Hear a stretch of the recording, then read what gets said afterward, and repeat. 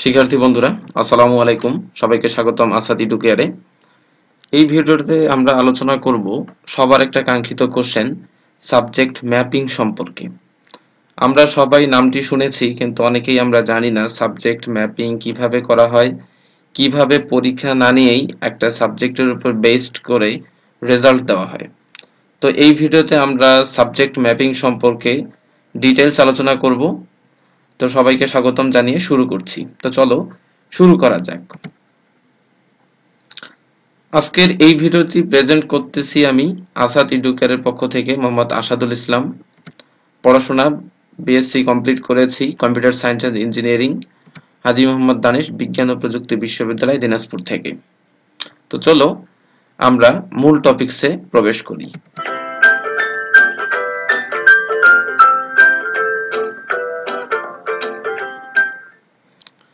প্রথমে আসি, subject mapping কি। আমরা জানি যে 2020 সালে করোনা মহামারীর কারণে এইচএসসি পরীক্ষা অনুষ্ঠিত করা সম্ভব হয়নি। তো সেই ক্ষেত্রে তাদের পরীক্ষা ছাড়াই তারা আগে যেসব বোর্ড পরীক্ষা দিয়েছে, অর্থাৎ জেএসসি এবং এইচএসসি এসএসসি, এই পরীক্ষাগুলোর উপর বেস করে তাদের রেজাল্ট দেওয়া হয়েছে। তো সেই যে পদ্ধতি ফলো করা হয়েছে, সেই পদ্ধতির নামই হচ্ছে সাবজেক্ট ম্যাপিং। এবং এই সাবজেক্ট ম্যাপিং এ পূর্ববর্তী বোর্ড পরীক্ষার ফলাফল বিবেচনায় আনা হয়, অর্থাৎ এর আগে তারা যে জেএসসি এবং এসএসসি পরীক্ষা দিয়েছিল, সেক্ষেত্রে প্রতিটা সাবজেক্টের ফলাফল এখানে কাউন্ট করে। এবং এখানে বলা হচ্ছে যে প্রতিটি সাবজেক্টের জন্য পূর্ববর্তী পরীক্ষার ওই সাবজেক্টের ফলাফল হিসাব করা হয়। অর্থাৎ বাংলার জন্য সে জেএসসি এবং এসএসসি তে কি বাংলার রেজাল্ট করেছিল সেইটা বিবেচনা করা হয়। অর্থাৎ প্রতিটি সাবজেক্টের জন্য তার আগের ফলাফলগুলো ওই সাবজেক্টের জন্য। এবার আসি সাবজেক্ট ম্যাপিং এর পটভূমি, কোত্থেকে এই শব্দটা আসলো বা এটা কিভাবে আসছে।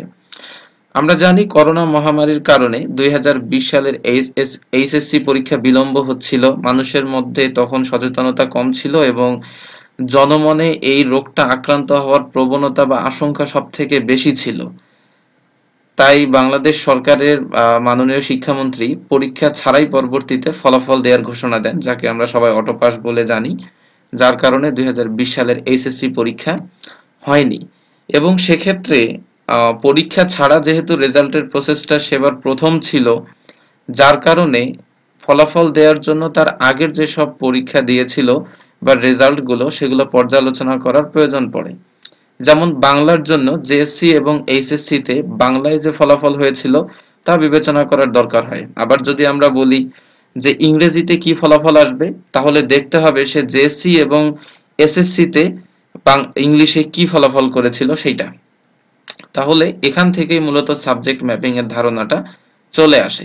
এবার আমরা দেখি সাবজেক্ট ম্যাপিংটা কিভাবে করা হয়।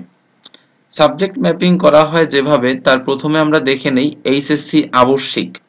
আবশ্যিক বলতে আমরা বুঝি এইচএসসির যে তিনটা গ্রুপ আছে, সায়েন্স, আর্টস এন্ড কমার্স, তিনটা ডিপার্টমেন্টেরই কিন্তু কমন কিছু সাবজেক্ট আছে যেগুলো আবশ্যিক নিতেই হয়।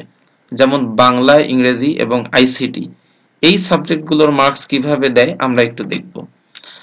এইচএসসি তে তিনটা বিষয় আছে, বাংলা, ইংরেজি এবং আইসিটি।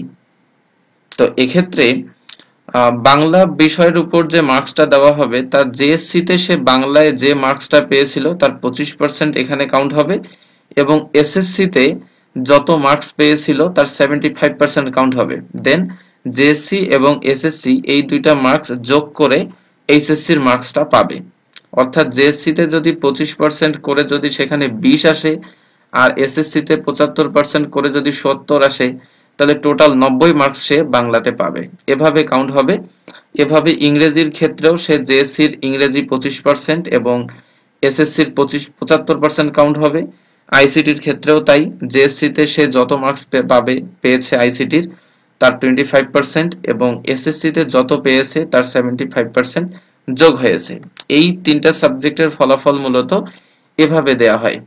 এবার আমরা আসি গ্রুপ ভিত্তিক। প্রথমে আমরা আলোচনা করি বিজ্ঞান বিভাগে কিভাবে সাবজেক্ট ম্যাপিং করা হয়। আমরা জানি বিজ্ঞান বিভাগের তিনটা গুরুত্বপূর্ণ সাবজেক্ট থাকে, পদার্থ, রসায়ন, উচ্চতর গণিত এবং জীববিজ্ঞান। এই সাবজেক্টগুলো থাকে। উচ্চতর গণিত এবং জীববিজ্ঞান ফোর্থ সাবজেক্ট হয়, এই কারণে আমরা সেটা অবলিক দিয়ে প্রকাশ করেছি।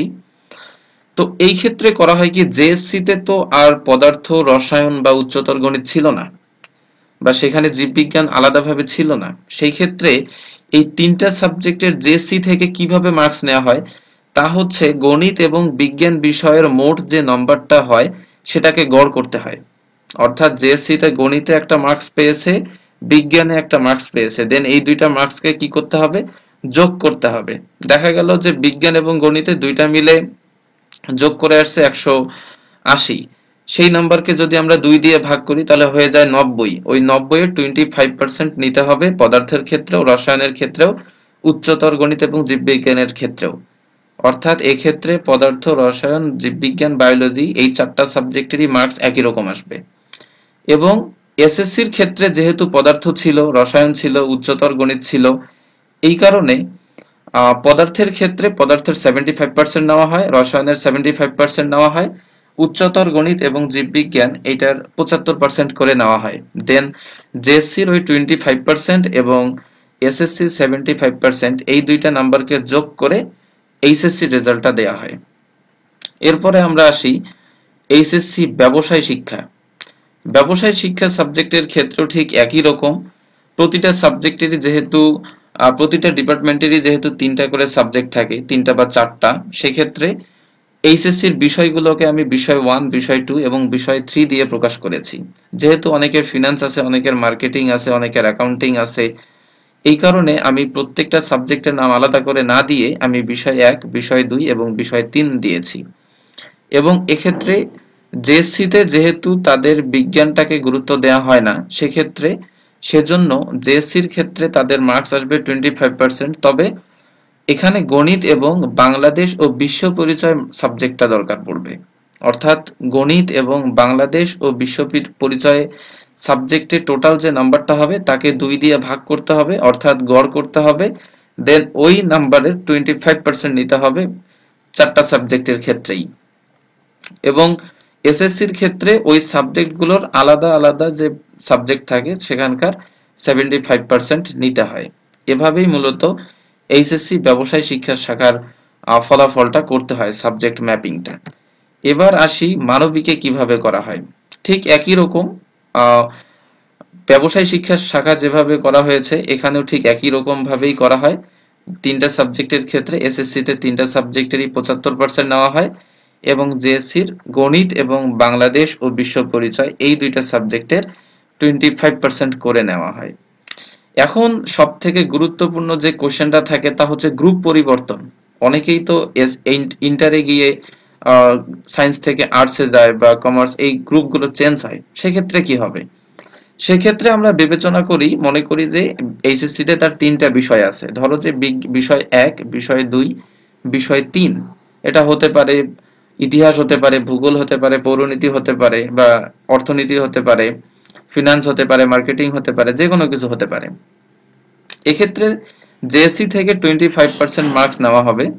তবে এখানে গণিত এবং বাংলাদেশ ও বিশ্ব পরিচয় এই দুইটা সাবজেক্টের গড় করে 25% নেওয়া হয়। এবং এসএসসির ক্ষেত্রে এই ক্ষেত্রে বিষয়টা হচ্ছে যে তারা যে তিনটা সাবজেক্ট পড়েছিল কম্পালসারি, সেই তিনটা সাবজেক্টের যে নাম্বারগুলো তাদের 75% করে নেওয়া হবে। অর্থাৎ এইচএসসি তে যদি সে একটা সাবজেক্টের মার্কস দেখতে চায় তাহলে এসএসসির যে পদার্থতে সে পেয়েছিল বা ইতিহাসে পেয়েছিল তার 75% নিতে হবে। আবার পরেরটার জন্য দেখা যাচ্ছে যে রসায়ন বা ইতিহাসের জন্য 75% নিতে হবে। আবার পরেরটার জন্য দেখা যাচ্ছে যে ব্যবসায় শিক্ষার জন্য 75% নিতে হবে। এইরকম করেই মূলত ক্রমানুসারে এসএসসির মার্কসটা 75% কাউন্ট হয়। এখন এইচএসসির রেজাল্টগুলো আমরা এভাবেই কাজ করি এবং আমরা বুঝতে পেরেছি কিভাবে সাবজেক্ট ম্যাপিং করে। আর সব থেকে নতুন যে টপিকসটা বর্তমানে আসছে তা হচ্ছে এসএসসির সাবজেক্ট ম্যাপিং কিভাবে করবে। যেহেতু এদের সামনে বোর্ড পরীক্ষা একটাই ছিল, তা হচ্ছে জেএসসি। আর জেএসসি যদি সাবজেক্ট নিতে চাই তাহলে পুরোপুরি মার্কসটাই নিতে হবে 100%, যেটা অনেকের কাছেই গ্রহণযোগ্য নাও হতে পারে। তো যেহেতু খুব শীঘ্রই নোটিশটা দিয়ে দিল, তাহলে খুব শীঘ্রই নীতিমালা প্রকাশ করবে। এখন পর্যন্ত কোনো নীতিমালা প্রকাশ করেনি এবং যখনই নীতিমালা প্রকাশ করবে সেটার তথ্য আমরা আমাদের চ্যানেলে খুব ভালোভাবে আলোচনা করব। তো আজকের ভিডিওটি এই পর্যন্তই। আশা করি সবার সাবজেক্ট ম্যাপিং সম্পর্কে যতগুলো কোশ্চেন ছিল বা কনফিউশন ছিল সেগুলো দূর হয়েছে, এবং যদি তারপরেও কারো কোনো কোশ্চেন থেকে থাকে তাহলে তোমরা অবশ্যই কমেন্টস করবে। আমি প্রতিটা কমেন্টসের উত্তর দেওয়ার চেষ্টা করি। এবং যারা আমাদের চ্যানেলে নতুন তারা অবশ্যই আসাদ এডুকেয়ার এই ইউটিউব চ্যানেলটা সাবস্ক্রাইব করবে এবং বেল আইকনে ক্লিক করে রাখবে, যেন পরবর্তী যে কোনো ভিডিও আসার সাথে সাথে তোমরা আপডেট পেতে পারো। সবাইকে আবারও ধন্যবাদ।